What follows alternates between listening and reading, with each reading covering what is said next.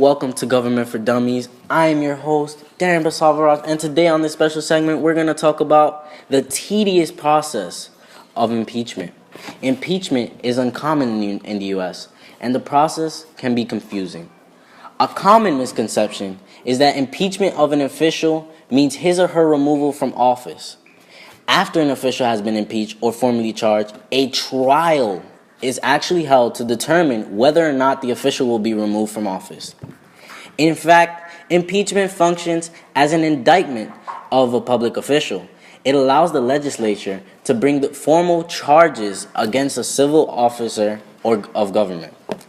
After an official has been impeached or formally charged, a trial is held to determine whether or not the official will be removed from office. In the U.S. federal government, the House of Representatives has the sole power of impeachment and impeaches government officials, and the trial takes place before the Senate. The House votes on the articles of impeachment, requiring a simple majority to pass them. Upon passage of the articles, an individual has been impeached. According to the U.S. Constitution, treason, bribery, or other high crimes or misdemeanors justify impeachment. Although the exact definitions of high crimes and misdemeanors is often the subject of debate. Some constitutional scholars have argued that only criminal offenses meet that standard, but others have maintained that a simple breach of public trust is sufficient. During the Constitutional Convention, some of the framers urged that maladministration be added to the list of impeachable offenses. Others wisely opposed that addition, fearing that impeachment might become a trivial political matter. The following table summarizes the handful of impeachments that have occurred. This remedy has been used primarily against federal judges who are lifetime appointees and do not stand for election.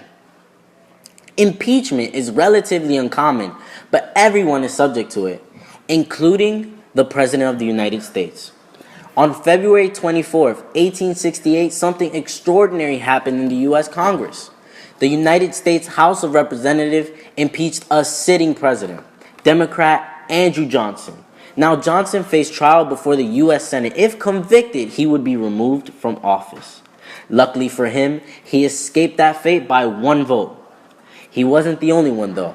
In 1974, Richard Nixon, the 37th President of the United States, was in the process of being impeached by the United States House of Representatives on several charges related to the Watergate scandal. The House Judiciary Committee, otherwise known as the HJC, approved articles of impeachment against him and reported those articles to the House of Representatives. The process was cut short by the resignation of Nixon from the presidency on August 9, 1974.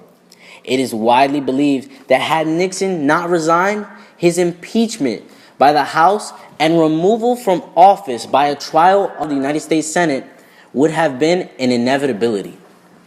You would think it would end here, but the impeachment process has one more claim to fame.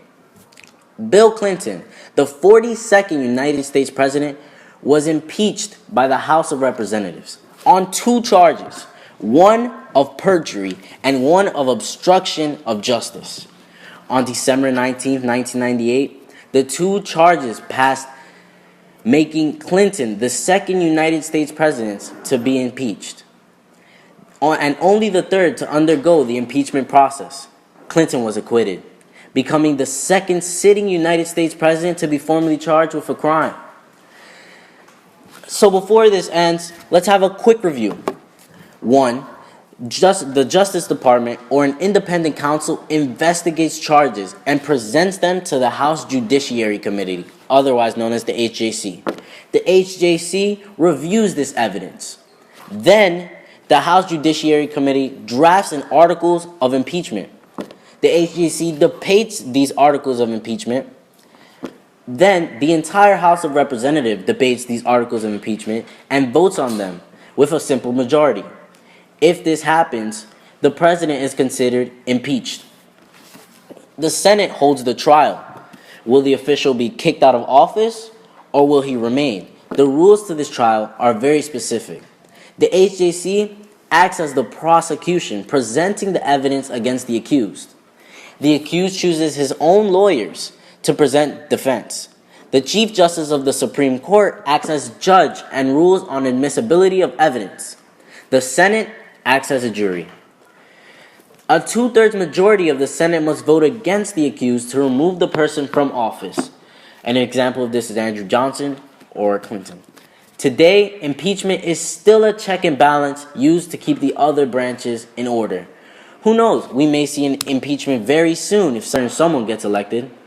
Well, that's all we have. Till next time on Government for Dummies.